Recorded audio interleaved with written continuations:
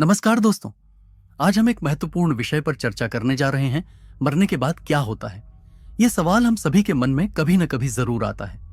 हिंदू धर्म में इस विषय पर गहरी आध्यात्मिक और दार्शनिक मान्यताएं हैं जो कर्म, पुनर्जन्म और मोक्ष पर आधारित हैं। हिंदू धर्म के अनुसार मरने के बाद आत्मा का शरीर से अलग होना और पुनर्जन्म, रिइंकार्नेशन का चक्र चलता रहता है जब तक कि आत्मा मोक्षा प्राप्त नहीं कर लेती।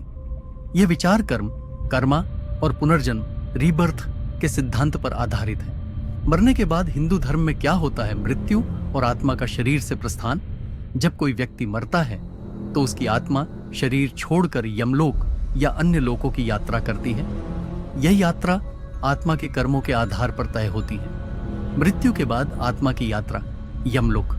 यदि व्यक्ति ने पाप कर्म किए हैं तो आत्मा यमलोक में जाकर यमराज के सामने अपने कर्मों का हिसाब देती है। स्वर्ग या नरक।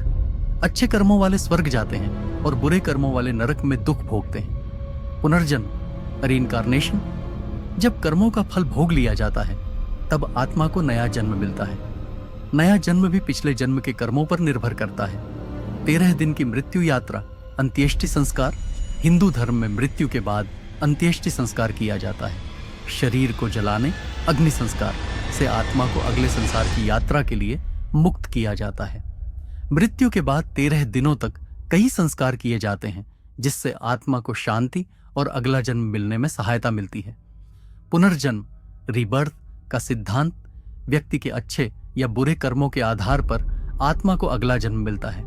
कोई गरीब, अमीर, पशु, पक्षी या अन्य रूप में जन्म ले सकता है।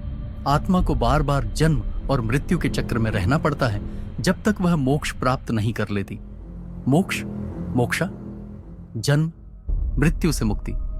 यदि आत्मा आध्यात्मिक ज्ञान प्राप्त कर ले, भक्ति, योग और अच्छे कर्मों से परमात्मा से जुड़ जाए तो उसे मोक्ष प्राप्त होता है। मोक्ष प्राप्त करने के बाद आत्मा जन्म और मृत्यु के चक्र से मुक्त हो जाती है और भगवान के साथ एक हो जाती है।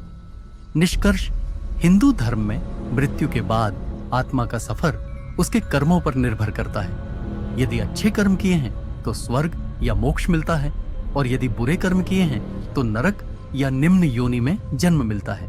आत्मा को अंततः मोक्ष प्राप्त करने के लिए सत्कर्म, भक्ति और ज्ञान के मार्ग पर चलना आवश्यक है।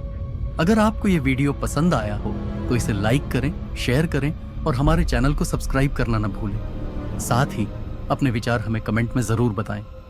मिलते हैं अगले वीडियो में, तब तक के लिए धन्यवाद। जय श्री कृष्ण।